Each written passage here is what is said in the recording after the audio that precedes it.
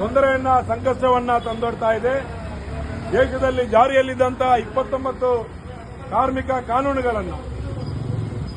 ಕಾನೂನುಗಳನ್ನು ರದ್ದು ಮಾಡಿ ಕಾರ್ಮಿಕ ಕೋಡ್ ಜಾರಿಗೆ ತಂದಿರತಕ್ಕಂಥ ಕೇಂದ್ರ ಸರ್ಕಾರದ ನೀತಿಯನ್ನು ವಿರೋಧಿಸಿ ಅದರ ಜೊತೆಯಲ್ಲಿ ರೈತರಿಗೆ ಮಾರಕವಾಗಿರ್ತಕ್ಕಂಥ ಬೀಜ ಮಸೂದೆ ಮತ್ತು ವಿದ್ಯುತ್ ಮಸೂದೆಯನ್ನ ಜಾರಿಗೆ ತಂದು ದೇಶದಲ್ಲಿರ್ತಕ್ಕಂಥ ರೈತ ಕಾರ್ಮಿಕ ವರ್ಗಕ್ಕೆ ದೊಡ್ಡ ರೀತಿಯ ಅನ್ಯಾಯವನ್ನ ಮಾಡಿದೆ.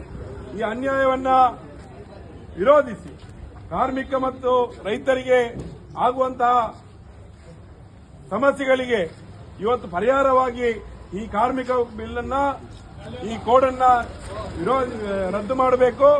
ಹಿಂದಿದ್ದಂತಹ 29 ಕಾರ್ಮಿಕ ಕಾನೂನುಗಳನ್ನ ಜಾರಿ ಮಾಡಬೇಕು ಮತ್ತು ಈ ಒಂದು ಏನು ವಿದ್ಯುತ್ ಮಸೂದೆ ಮತ್ತು ಬೀಜ ಮಸೂದೆಯನ್ನ ಇವತ್ತು ಕೈಬಿಡಬೇಕು. ಅದರ ಜೊತೆ